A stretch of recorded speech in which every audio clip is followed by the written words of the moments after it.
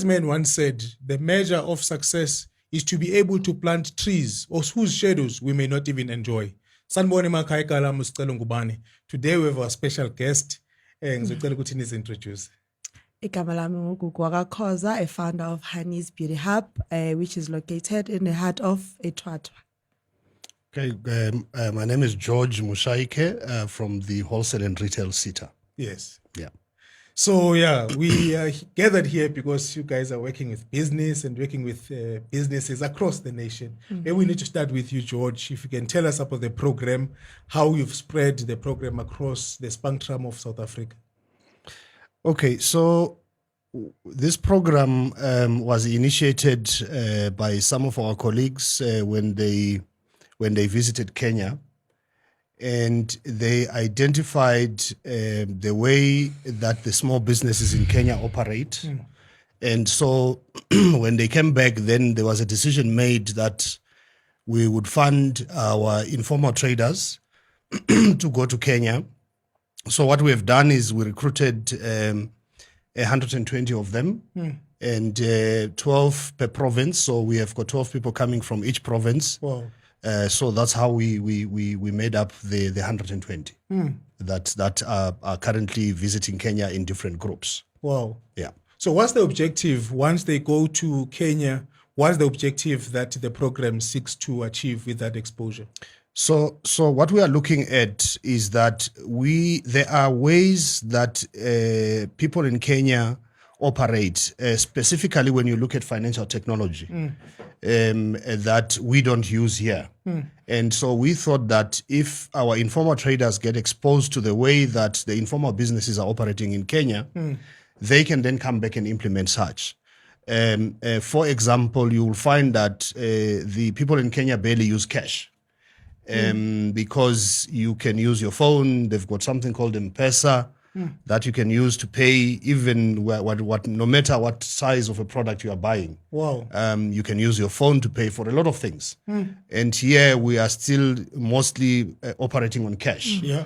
And that is one big lesson that we would like to take from there and see how that can be implemented in South Africa. Wow. So it's just also to understand the different business, how different businesses operate, from country to country, and we are hoping that exposure will actually improve those that we are taking there, and when they come back, they can improve how they operate. Okay. Thereby growing their businesses. Because remember, we are also looking at high rates of unemployment. Yes. And we are hoping that when they get exposed to such, when they come back, their businesses can grow, and therefore opening opportunities for them to be able to employ the unemployed that we've got in the country. Yes. Yeah.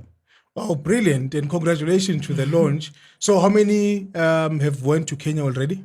So already we have got about 90 that have gone already. Okay. The last group is leaving this weekend. So 30 to go. Yeah, 30 to go. Okay. So the third group is coming back today actually. Wow. And the last group is leaving on Sunday. Wow. Yeah. So Kuku, you were one of the participants who went to Kenya. Yes, sir. All right. So tell us the experience. How was Kenya for you and in your business? Were you able to create some network there? And what is it that you took there for your business to implement Ngape Mzansi? Okay. First of all, I want to say thank you. Thank you so much for WRSETA to give us such an opportunity. It's actually an honor. We were the first group that went to Kenya. They welcome us very nice.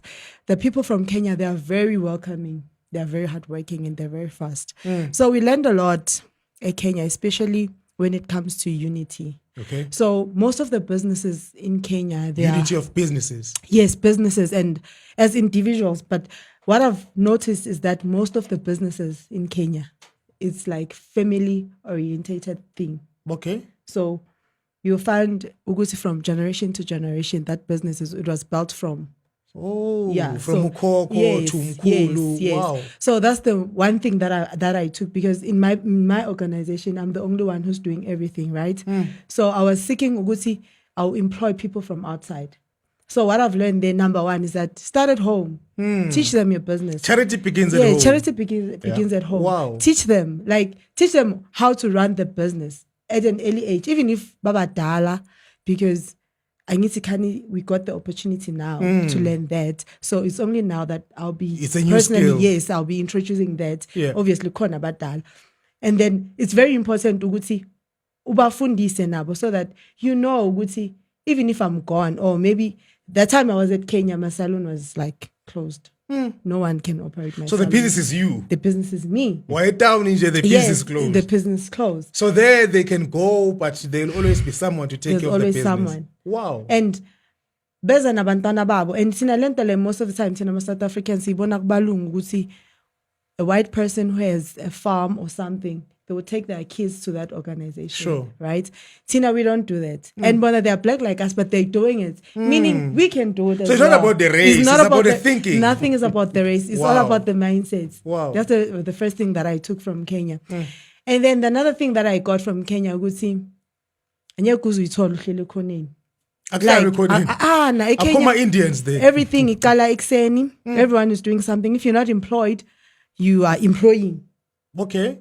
It's either you're doing something. Yeah, you're doing something. Okay. If you don't do anything, then you won't survive. You can't survive in Kenya without doing anything. Mobile explainer was in South Africa. There's like a person who would wake up in the morning the whole year and doing nothing. It's like you're not normal there. It's a There's something. disability. There's something wrong with you. Definitely something wrong. Someone should be doing something. It's either you are employing or you're being employed. So those are the first things that I took from Kenya that I want us to implement in South Africa. And just to add on that, everyone ufundile on that side, because sihambisina le mindset esinayo, but believe you, trust me, it's different manje. It's been 2 weeks isibuyile, but the way we operate some our organizations way to kuchinchile. Wow. The way we think kuchinchile, the way we sibona ngakhona impilo, it's changed. Our mindset has changed. Remember, Tina basibiza ngama spoiled brat was Africa, South Africans, right? But when we got there, we got to see this is how we're supposed to do it. This is how we're supposed to live, and we adapted to that. It was a week. It was enough for us to adapt. Wow. And a week it was enough for us to take as much as we can so that we bring it back to South Africa. So just going to Kenya, because normally most young South Africans would always want to go either to America or to Russia or China. Was your expectation maybe met to say, I'm glad I went to an African country and I've learned a lot? Personally, it was. Yeah. Personally, it was because, remember, Tina, we used to look up to the white people, right? Thinking was izinto zenzeka on the other side, like you mentioned.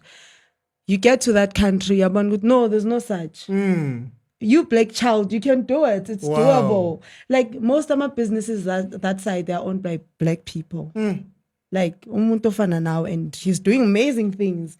Like among some businesses, I'm talking about serious business. We went there as informal traders. Yeah. We met informal traders who are trading better than us. Yeah. They're informal, but their structure of their business, it's form according to us. We saw formal, and yet but they are informal. But we saw formal because we're not used to that. We're not used to that. When you go to those big businesses, lapo you see the structure of Angazi, the owner of a Pick and Pay, or a structure of what, those big boss. We sat with those big boss, and we got the chance to talk to them. How, what can you say to me as a young person? Like, how would you motivate me? Do you think it's possible? What was the mindset? How did you do it? Did you face the challenges that I faced in South Africa? Yeah. Is the environment the same? The opportunities are the same. Only to find out, even Tina, we're even better than them. So imagine if when I had 1 to get to 5, you only had 1 rand, but you needed 5 rand. And Tina, like South Africa, we have 3 rands to get to 5 rand. It's much more easier for us than them. And if they can do it, and with the opportunities and the resources that we have. So the environment is enabling. Yeah.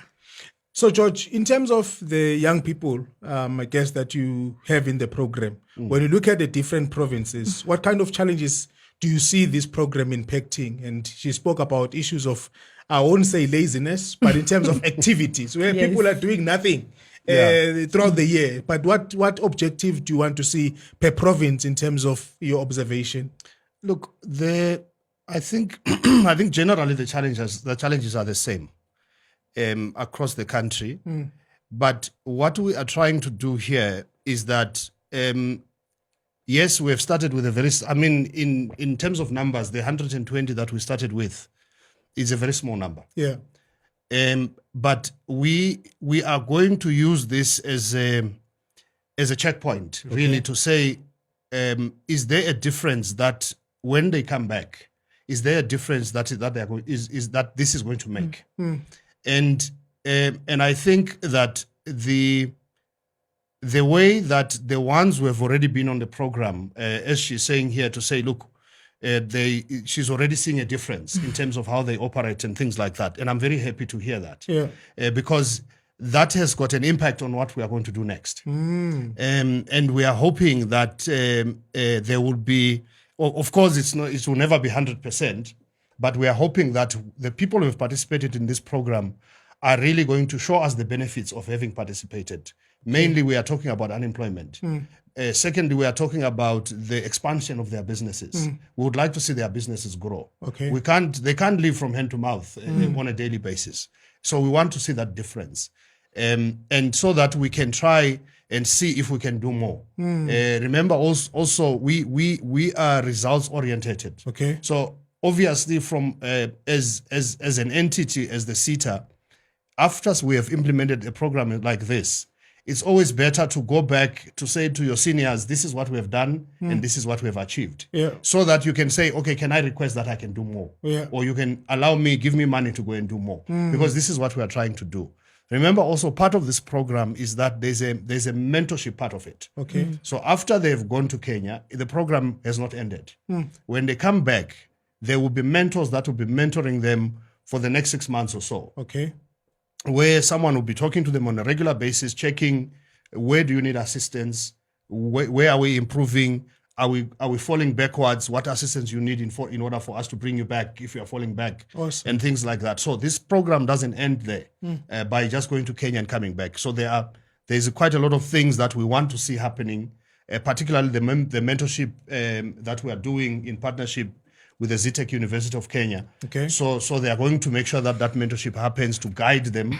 And remember, at the end of the day, we are saying we want to see the business improvement. Wow. And we're also hoping that as they grow, they are going to also assist others who have not necessarily gone to Kenya, because this program, actually, the people that are participating in this project have participated in other projects that we're doing previously. Okay. For example, we had a project that we call ITAMED, which is an informal for informal traders. It was just training and giving them some business assistance and things like that.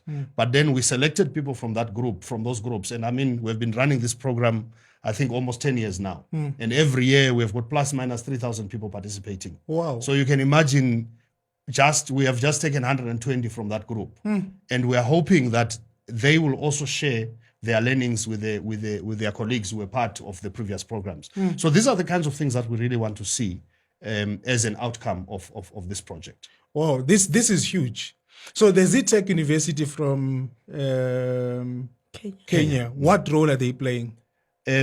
Remember, we are doing like what we call an exchange program. Oh, okay. So in Kenya, they are the ones who are facilitating this program for us. Okay. So both from the training perspective and from the interactions with the different businesses in Kenya. Yeah. So they are linking us up with the access to the markets, for example, where they would go and visit. Okay. You have got these open markets where you can go on a particular day.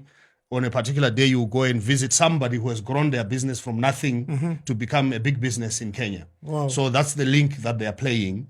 But also Zetech in South Africa is working with WRSETA University. That they've partnered with them in terms of the mentorship and things like that. So there's quite a lot of activities that the Zetech is actually facilitating for us. And this is the first one for us as a WRSETA that we are doing. And we're hoping that we can actually grow it further. Because, when you go to different countries, you see completely different things. Yeah. And we would want people to come back into the country and implement such. There are issues of technology that some of us, a lot of us are scared about, that we don't see ourselves implement. But when you go and get exposed, it opens up your eyes to an extent that you say this one can work for me. And that is what we would like to see from the people that are participating in this project. Marvelous. So part of the fruits of this program is also the perception and the perspective that Africans have on each other. I mean, we are a country that has xenophobia history. Yes. Now, I can imagine that this is also going to give them a perspective that, no, actually, those people that you say are taking our jobs is not that they are taking them. They are groomed like that. They are mentored to be workers. So at what point do you see this program maybe impacting even the Zambians coming this side? I mean, Kenyans coming this side. Yeah, look, remember I'm saying it's an exchange program. Yeah. Remember that we as South Africa, we have got the Skills Development Act. Yeah. Where we collect money from companies through the skills development levies. So that is the funds that as a WRSETA we manage. Okay. But in other countries, you would find that they do not have such a system. So we can then manage to be able to fund such a project through those levies that we collect from the companies in our sector, specifically wholesale and retail. But then it's the Kenyan government's decision to then decide to say, do they want to fund such a project for their people to also come here? But I think that is in the long term.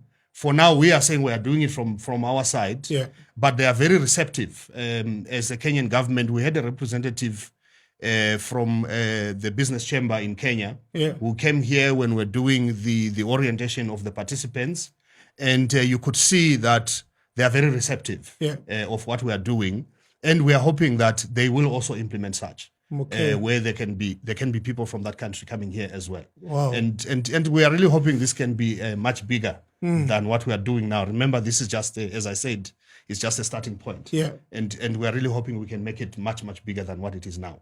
And the young people that are part of this program, they're the ones that you're benchmarking with. Exactly. And the energy that they're showing actually shows that there's a need for such a program. It's really exciting. It's exciting for me and for us as a WRSETA to see that there is that energy.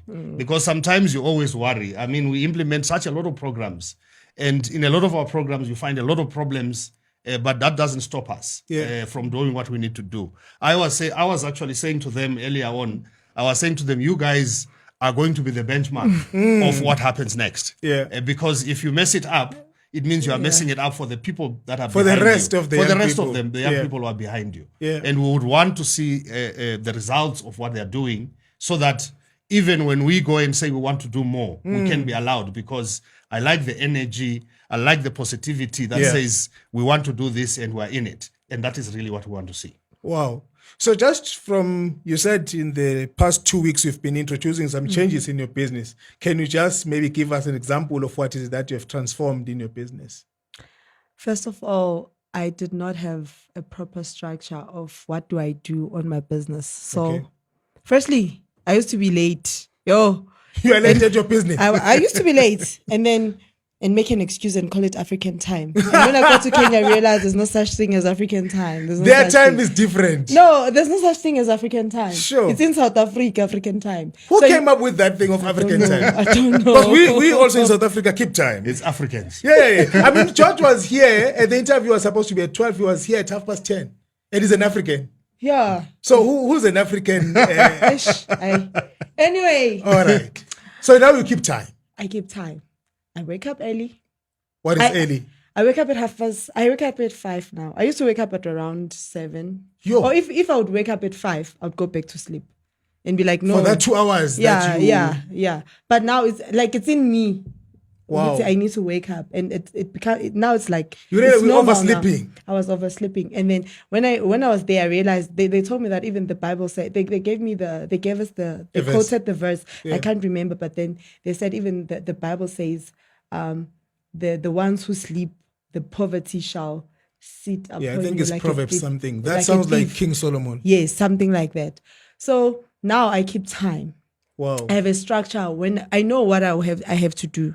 So I would wake up, obviously prepare myself, go to the salon, clean the salon, open the salon. I'll check the You used to call it a products. salon, or when you come from Kenya now, you call it a salon. No, the accent is beautiful. Open a salon. Tina says I'm a saloon, so I'm thinking it's a different brand. Yeah. Why not? now it's a Why not? salon. It's a salon. Yes. Yes, why not? So yes, that, and then the importance of having a mentor in your business, Wow. a person who you can go up to and be like, I'm thinking of implementing this in my business. Do you think it's gonna work? Can we Wow. try this? Can we test this?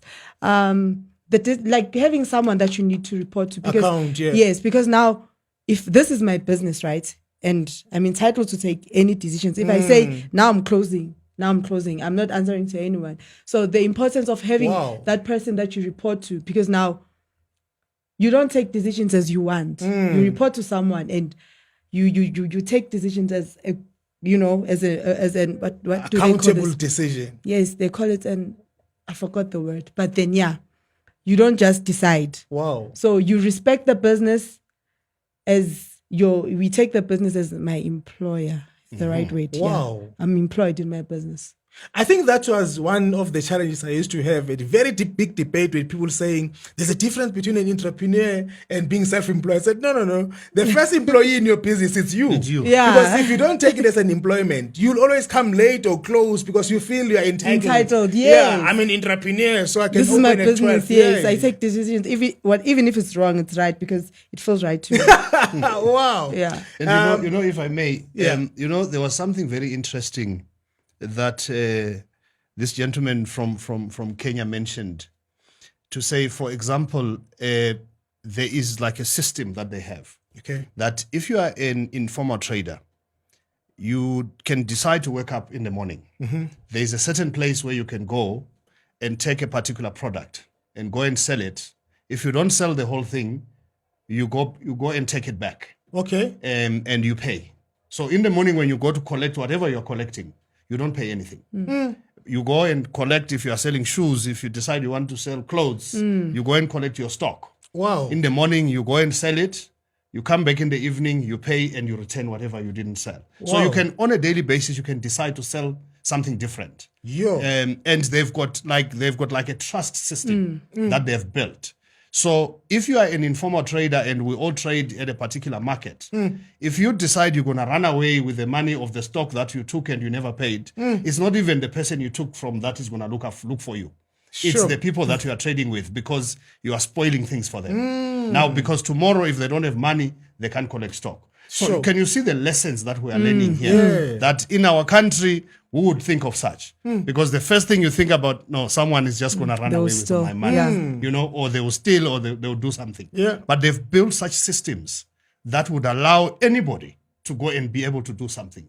Rather than, like what you were saying, rather than just waking up and do nothing. There's no one doing nothing. There's in nobody Kenya. doing nothing. Wow. Everybody's He's busy doing with something. something. So you can't just sit and There's say, activities. Yeah. You Wow. have to You be can't busy. say I don't have money to start a business. Exactly. Because there's enabling Yes. way Yes. that you can do. Tati Yeah. stogo mahala, and then you can pay later. Yes. So you also spoke about solidarity and cohesion that they have. What do you think was able to reach that stage?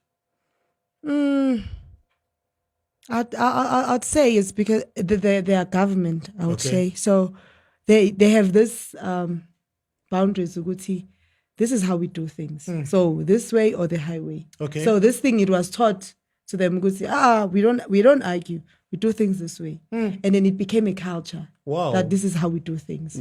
That's where I think the Solidarity Yes, came comes from, in. yes. Okay, wow. But also in identifying the countries, where do you see this program in other countries? Because you spoke earlier that you also travel other countries.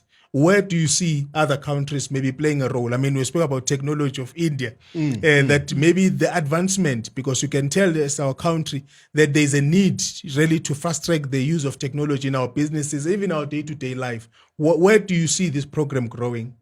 Look, it all depends on who is receptive of Okay. our ideas. And as I said, this is just a starting point for us. Yeah. Remember, we have got bilateral agreements as South African government with other countries. Yeah. But as this thing grows, we will then see where we can expand it to. But it all depends. So we can't say we'll go there.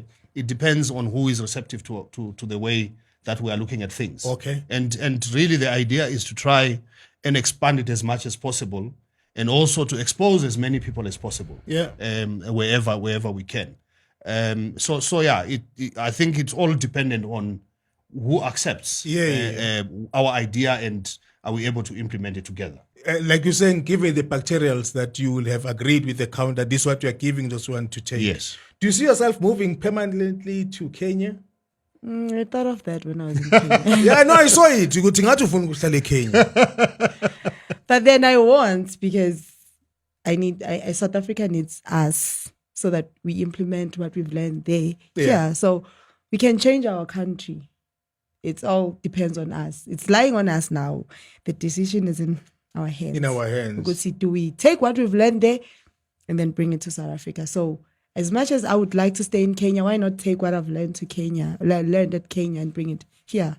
Or why not be regular in Kenya? Yes. You know, where you go to Kenya almost every quarter so that you can learn more and create relationships also with the traders that side. Yes, because that's actually one of the objectives, to create the relationship with one of the Kenyans and have a business that joins or merge the two countries. Wow. So because most of the informal traders are in the townships, you know, it was strategic by the previous government, which is apartheid government, to make sure that townships do not have infrastructure for businesses. So how far is the program able to maybe recommend those changes? Because I can imagine that you are scattered as traders. How do they become market? And that will mean some additional support that will be coming from your side. How far are you maybe planning to implement that? Look, at this point, I think we have not gotten to a point of discussing what other support in terms of whatever we do. But look, we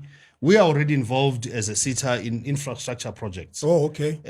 Where we work mainly through the TVET colleges and so on. But I think there is nothing that is stopping us from exploring. Yeah. And it's also up to the participants to also come back and say, you know what?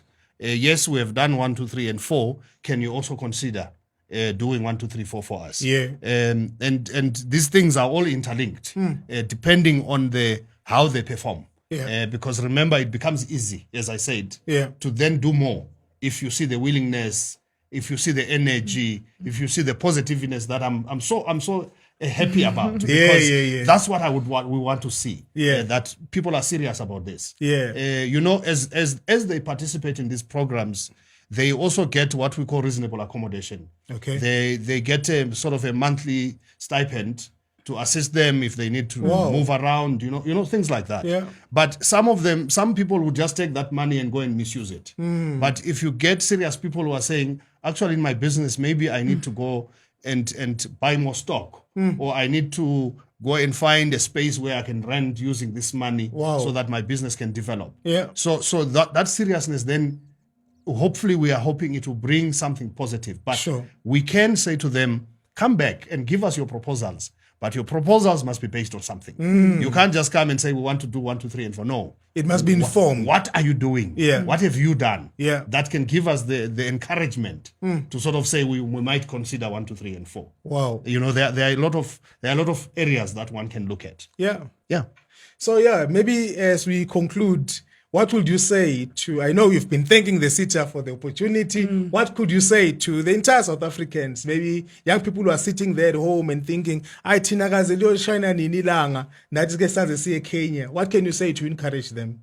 What I can say to my fellow South Africans or youth is that, guys, it's possible. It's possible. If you have an idea, don't sit at home and be like, but I can't do it because I don't have the funds. First things first. We are lucky because we have the government that's willing to assist us. Stand up and do something.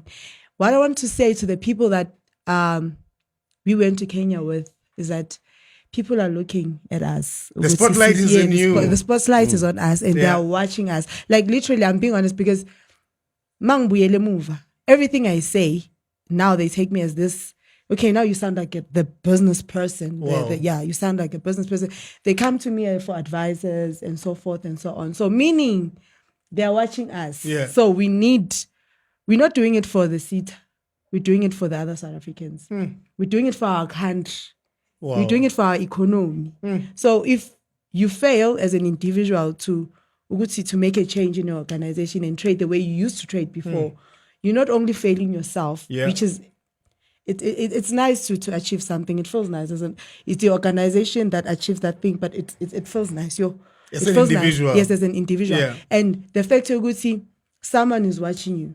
So you're not disappointing only yourself, but you're disappointing that young person who's watching you or that other person who's inspired by you. So you're not only letting yourself down. So we need to do this, not only for ourselves, for South Africa as a whole. Wow. Now, George, your last words to encourage the participants. You said there are 3,000 also who are waiting for this opportunity. No, I said 3,000 per year. Per year? We've been doing. Wow. So there is a much bigger number. Yeah. And we are still continuing with those kind of programs. Look, I think my only thing is to say to those who have already gone to Kenya firstly, as she said, all our eyes are on them as to what are they going to do, and they are going to determine what we do next. But to also say to the youth of this country that the opportunities are there. But you don't have to wait for the opportunity to come to you. Please go and look for the opportunities. There are 21 sitters in this country. We are just but one sitter. Sitters that are focusing on the different sectors of the economy. They do different programs, similar projects to what we do. And one needs to go and look for the information. One needs to go and search for information and see where are your areas of interest and make sure that you understand what needs to be done in order for you to be able to access those opportunities. Because they are there. They are there. They are there. But you can't sit a corner and wait for someone to come and tell you that there is such and such an opportunity. Go and look for information. The opportunities are available. Thank you so much for your time, and thank you so much for sharing your experience. And Makai, I hope that you are inspired. I mean, one thing I've learned today with Agna Corner, Kenya, can we erase the corner so that then those let's all be active. Let's make sure that we do our due diligence, in just doing our honest role in making sure that the businesses that we have, they grow. Remember, we're not growing the business for yourself, but for the next generation, so that your kids and their kids cannot go with CVs, but they will know Guti, the inheritance essentially is the legacy that you have put it in for them as well. May God bless you and God bless your efforts and your businesses. Let's all rise together. Thank you so much. Thank you. And Thank cuts. you.